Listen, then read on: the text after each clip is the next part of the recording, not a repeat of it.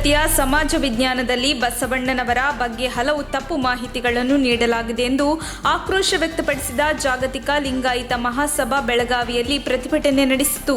ಜಿಲ್ಲಾಧ್ಯಕ್ಷ ಬಸವರಾಜ್ ನೇತೃತ್ವದಲ್ಲಿ ನಡೆದ ಪ್ರತಿಭಟನೆಯಲ್ಲಿ ಪಠ್ಯದಲ್ಲಿನ ದೋಷಗಳನ್ನು ರಾಜ್ಯ ಸರ್ಕಾರ 1 ವಾರದಲ್ಲಿ ಸರಿಪಡಿಸಿ ಹೊಸ ಪುಸ್ತಕ ಹಂಚಿಕೆ ಮಾಡಬೇಕು, ಇಲ್ಲವಾದಲ್ಲಿ ರಾಜ್ಯಾದ್ಯಂತ ಲಿಂಗಾಯತ ಸಮುದಾಯ ಉಗ್ರ ಹೋರಾಟ ನಡೆಸಲಿದೆ ಎಂದು ಎಚ್ಚರಿಕೆ ನೀಡಿದ್ದಾರೆ. ಮುಖ್ಯಮಂತ್ರಿ ಬಸವರಾಜ ಬೊಮ್ಮಾಯಿ ಅವರು ಇಂದು ಪಿಎಂ ಕಿಸಾನ್ ಕರ್ನಾಟಕ ಯೋಜನೆಯಡಿ ರಾಜ್ಯದ ಕಂತು 2,000 ರೂಪಾಯಿಗಳನ್ನು ಬಿಡುಗಡೆ ಮಾಡಿದರು. ಮುಖ್ಯಮಂತ್ರಿಗಳು ಗೃಹ ಕಚೇರಿ ಕೃಷ್ಣಾದಲ್ಲಿ 47.86 ಲಕ್ಷ ರೈತರಿಗೆ ಒಟ್ಟು 956.71 ಕೋಟಿ ರೂಪಾಯಿ ಮೊತ್ತವನ್ನು ರಾಜ್ಯದ ರೈತರ ಬ್ಯಾಂಕ್ ಖಾತೆಗಳಿಗೆ ಡಿಬಿಟಿ ಮೂಲಕ ಬಿಡುಗಡೆ ಮಾಡಿದರು. ಇಲ್ಲಿಯವರೆಗೆ ರಾಜ್ಯ ಸರ್ಕಾರವು ಒಟ್ಟು 3,861.66 ಕೋಟಿ ರೂಪಾಯಿ ನೆರವನ್ನು ರೈತರಿಗೆ ಬಿಡುಗಡೆ ಮಾಡಿದೆ.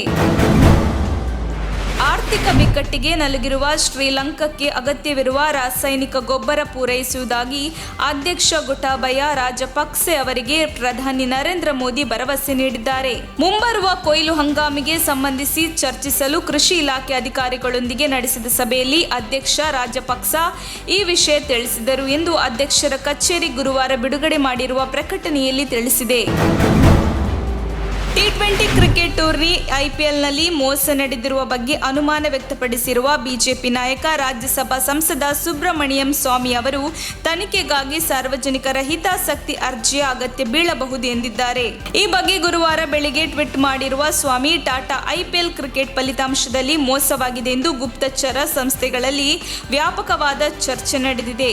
ಈ ಅನುಮಾನದ ನಿವಾರಣೆಗೆ ತನಿಖೆ ನಡೆಯಬೇಕಾಗಬಹುದು. ಆದರೆ ಅಮಿತ್ ಶಾ ಅವರ ಪುತ್ರನೇ ಬಿಸಿಸಿಐನ ವಾಸ್ತವ ಸರ್ವಾಧಿಕಾರಿಯಾಗಿರುವುದರಿಂದ ಸರ್ಕಾರ ತನಿಖೆ ನಡೆಸುವುದಿಲ್ಲ. ಹಾಗಾಗಿ ಪಿಐಎಲ್ ಅಗತ್ಯವಾಗಬಹುದು ಎಂದು ಅವರು ಹೇಳಿದ್ದಾರೆ. ಬಿಜೆಪಿ ನೇತೃತ್ವದ ಕೇಂದ್ರ ಸರ್ಕಾರವು ರಾಜ್ಯಗಳನ್ನು ಆರ್ಥಿಕವಾಗಿ ದುರ್ಬಲಗೊಳಿಸಲು ಹುನ್ನಾರ ನಡೆಸುತ್ತಿದೆ. ಅಲ್ಲದೆ ತೆಲಂಗಾಣದ ಬಗ್ಗೆ ತಾರತಮ್ಯ ಮಾಡುತ್ತಿದೆ ಎಂದು ತೆಲಂಗಾಣದ ಮುಖ್ಯಮಂತ್ರಿ ಕೆ ಚಂದ್ರಶೇಖರ್ ರಾವ್ ಆರೋಪಿಸಿದ್ದಾರೆ. ತೆಲಂಗಾಣ ರಾಜ್ಯ ಸ್ಥಾಪನಾ ದಿನದ ಕಾರ್ಯಕ್ರಮದಲ್ಲಿ ಗುರುವಾರ ಮಾತನಾಡಿದ ಅವರು, ಕೇಂದ್ರದ ದ್ವೇಷ ರಾಜಕಾರಣದಿಂದಾಗಿಯೇ ರಾಜ್ಯದ ಅಭಿವೃದ್ಧಿಗೆ ಹಿನ್ನಡೆಯಾಗಿದೆ ಎಂದು ನೇರ ವಾಗ್ದಾಳಿ ನಡೆಸಿದರು. ನಾವು ಅಧಿಕಾರಕ್ಕೆ ಬರಬೇಕು ಎನ್ನುವ ಕಾರಣಕ್ಕೆ ಚುನಾವಣೆ ಗೆಲ್ಲುವುದಲ್ಲ, ರಾಜ್ಯ ಮತ್ತು ಇಲ್ಲಿನ ಜನ ಉಳಿಯಬೇಕು ಎಂಬ ಕಾರಣಕ್ಕೆ ನಾವು ಗೆಲ್ಲಬೇಕಾಗಿದೆ ಎಂದು ಮಾಜಿ ಸಿಎಂ ಸಿದ್ದರಾಮಯ್ಯ ಕಾಂಗ್ರೆಸ್ ಕಾರ್ಯಕರ್ತರಿಗೆ ಕರೆ ನೀಡಿದ್ದಾರೆ. ಚಿಂತನಾ ಶಿಬಿರದಲ್ಲಿ ಮಾತನಾಡಿದ ಅವರು, 2024ಕ್ಕೆ ಲೋಕಸಭಾ ಚುನಾವಣೆ ಇದೆ. ಕರ್ನಾಟಕದಲ್ಲಿ 2023ರಲ್ಲಿ ರಾಜ್ಯ ವಿಧಾನಸಭಾ ಚುನಾವಣೆ ಇದೆ. ಇವುಗಳ ಜೊತೆಗೆ ಜಿಲ್ಲಾ ಮತ್ತು ತಾಲೂಕು ಪಂಚಾಯಿತಿಗಳಿಗೆ ಮಹಾನಗರ ಪಾಲಿಕೆ ಚುನಾವಣೆ ಬರುತ್ತಿದೆ. ಈ ಹಿನ್ನೆಲೆಯಲ್ಲಿ ಇಂದು ನವಸಂಕಲ್ಪ ಚಿಂತನಾ ಶಿಬಿರ ಆಯೋಜಿಸಲಾಗಿದೆ. ಪಕ್ಷ ಬೂತ್ ಮಟ್ಟದಿಂದ ಕೆಪಿಸಿಸಿ ಮಟ್ಟದವರೆಗೆ ಸಂಘಟಿತಗೊಂಡರೆ ಚುನಾವಣೆಗಳ ಗೆಲುವು ಕಷ್ಟದ ಕೆಲಸವಲ್ಲ ಎಂದರು. ನೈಋತ್ಯ ಮುಂಗಾರು ಪ್ರಾರಂಭವಾಗಿ ವಾರ ಕಳೆಯುತ್ತಿದ್ದರೂ ಚೇತರಿಕೆ ಕಾಣುತ್ತಿಲ್ಲ. ವ್ಯಾಪಕ ಪ್ರಮಾಣದಲ್ಲಿ ಮಳೆಯೂ ಆಗುತ್ತಿಲ್ಲ. ಇದರಿಂದ ಮುಂಗಾರು ಹಂಗಾಮಿನ ಬಿತ್ತನೆ ಸಿದ್ಧತೆಯಲ್ಲಿದ್ದ ರೈತರು ಆತಂಕಕ್ಕೆ ಒಳಗಾಗಿದ್ದಾರೆ. ಮೇ ಕೊನೆಯ ವಾರದಲ್ಲಿ ಮುಂಗಾರು ಆರಂಭವಾಗಿದ್ದು ಈಗಾಗಲೇ ರಾಜ್ಯದ ಒಳನಾಡನ್ನು ವ್ಯಾಪಕ ಪ್ರಮಾಣದಲ್ಲಿ ಮುಂಗಾರು ಮಳೆ ಪ್ರವೇಶಿಸಬೇಕಿತ್ತು. ಆದರೆ ಮುಂಗಾರು ಪೂರ್ವ ಮಳೆಯಂತೆ ಅಲ್ಲಲ್ಲಿ ಚದುರಿದಂತೆ ಸಾಧಾರಣ ಪ್ರಮಾಣದ ಮಳೆಯಾಗುತ್ತಿದೆ. ಇದು ರೈತ ಸಮುದಾಯದ ಆತಂಕಕ್ಕೆ ಕಾರಣವಾಗಿದೆ. ರಾಜ್ಯದಲ್ಲಿ ಪಠ್ಯಪುಸ್ತಕ ಪರಿಷ್ಕರಣೆ ವಿವಾದದ ಹಿನ್ನೆಲೆ ಅಖಿಲ ಭಾರತೀಯ ರಾಷ್ಟ್ರೀಯ ವಿದ್ಯಾರ್ಥಿ ಒಕ್ಕೂಟ ರಾಜ್ಯಾಧ್ಯಕ್ಷ ಕೀರ್ತಿ ಗಣೇಶ್ ನೇತೃತ್ವದಲ್ಲಿ ಕಾರ್ಯಕರ್ತರು ಶಿಕ್ಷಣ ಸಚಿವ ಬಿಸಿ ನಾಗೇಶ್ ಮನೆಗೆ ದಿಢೀರ್ ಮುತ್ತಿಗೆ ಹಾಕಿ ಪ್ರತಿಭಟನೆ ನಡೆಸಿದ್ದಲ್ಲದೆ ಕಾಕಿ ಚಡ್ಡಿಗೆ ಬೆಂಕಿ ಹಚ್ಚಿ ತಮ್ಮ ಆಕ್ರೋಶ ವ್ಯಕ್ತಪಡಿಸಿದ ಘಟನೆ ಬುಧವಾರ ನಡೆದಿದೆ. ಘಟನೆಗೆ ಸಂಬಂಧಿಸಿದಂತೆ 15 ಮಂದಿ ಮತ್ತು 2 ವಾಹನಗಳನ್ನು ಪೊಲೀಸರು ವಶಕ್ಕೆ ಪಡೆದಿದ್ದಾರೆ.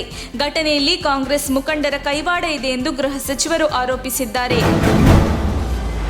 ನಮ್ಮನ್ನು ಕೋಮುವಾದಿಗಳು ಎಂದು ಆರೋಪಿಸುತ್ತಾರೆ. ಈ ರೀತಿ ಆರೋಪಿಸುವವರ ಮನಸ್ಥಿತಿ ನಾನು ಕಳ್ಳ ಪರರನ್ನು ನಂಬ ಎಂಬಂತಿದೆ. ಸಿದ್ದರಾಮಯ್ಯವರ ಸುತ್ತಲೂ ಭಯೋತ್ಪಾದಕತೆಗೆ ಬೆಂಬಲ ಕೊಡುವವರೇ ತುಂಬಿಕೊಂಡಿದ್ದಾರೆ. ಅವರಿಗೆ ದೃಷ್ಟಿ ದೋಷವಿದೆ ಎಂದು ಬಿಜೆಪಿ ರಾಷ್ಟ್ರೀಯ ಪ್ರಧಾನ ಕಾರ್ಯದರ್ಶಿ ಸಿಟಿ ರವಿ ಹೇಳಿದರು. ವಯಸ್ಸಾದಂತೆ ಮನಸ್ಸು ಪಕ್ವವಾಗುತ್ತದೆ, ಆದರೆ ಅವರ ಮನಸ್ಸು ಪಕ್ವವಾಗುತ್ತಿಲ್ಲ. ಆರ್ಎಸ್ಎಸ್ಗೆ ಸಿದ್ದರಾಮಯ್ಯ ಸರ್ಟಿಫಿಕೇಟ್ ಕೊಡುವ ಅವಶ್ಯಕತೆ ಇಲ್ಲ. ಈ ಬಗ್ಗೆ ದೇಶದ ಜನರು ಸರ್ಟಿಫಿಕೇಟ್ ಕೊಟ್ಟಿದ್ದಾರೆ. ದೇಶಭಕ್ತ ಸಂಘಟನೆ ಎಂಬುದನ್ನು ಆರ್ಎಸ್ಎಸ್ ಹಲವಾರು ಬಾರಿ ಸಾಬೀತು ಮಾಡಿದೆ. ಮುಂದೊಂದು ದಿನ ಸಿದ್ದರಾಮಯ್ಯನವರಿಗೂ ತಮ್ಮ ತಪ್ಪಿನ ಅರಿವಾಗಲಿದೆ. ಆಗ ಪಶ್ಚಾತ್ತಾಪ ಪಟ್ಟು ತಪ್ಪನ್ನು ಸರಿಪಡಿಸಿಕೊಳ್ಳಲಿದ್ದಾರೆ ಎಂದರು. ಯಾರು ಲೌಡ್ ಸ್ಪೀಕರ್ ವಿಚಾರದಲ್ಲಿ ಕಾನೂನು ಪಾಲನೆ ಮಾಡುತ್ತಿಲ್ಲ ಅವರಿಗೆ ನಾನು ಗುಂಡು ಹೊಡೆಯುತ್ತೇನೆ. ನಿಮಗೆ ಆಗಲ್ಲ ಅಂದ್ರೆ ನನಗೆ ಹೇಳಿ, ನಾನು ಅಧಿಕಾರ ಕೈಗೆತ್ತಿಕೊಳ್ಳುತ್ತೇನೆ ಎಂದು ಶ್ರೀರಾಮ ಸೇನೆ ಮುಖಂಡ ಪ್ರಮೋದ್ ಮುತಾಲಿಕ್ ಮತ್ತೆ ವಿವಾದಿತ ಹೇಳಿಕೆ ನೀಡಿದ್ದಾರೆ. ಸರ್ಕಾರ ನಮ್ಮ ಸುಪ್ರಭಾತಕ್ಕೆ ಅಡ್ಡಿಪಡಿಸುವ ಕೆಲಸ ಮಾಡಿತ್ತು. ದೇವಸ್ಥಾನಗಳಿಗೆ ತೆರಳಿ ಸುಪ್ರಭಾತ ಹಾಕದಂತೆ ಧಮಕಿ ಹಾಕಿದ್ದಾರೆ. ಸರ್ಕಾರದ ಸೊಕ್ಕು ಅಡಗಿಸುವ ತನಕ ನನ್ನ ಹೋರಾಟ ಮುಂದುವರಿಯುತ್ತದೆ ಎಂದು ಅವರು ಬಿಜೆಪಿ ವಿರುದ್ಧ ಕಿಡಿಕಾರಿದರು.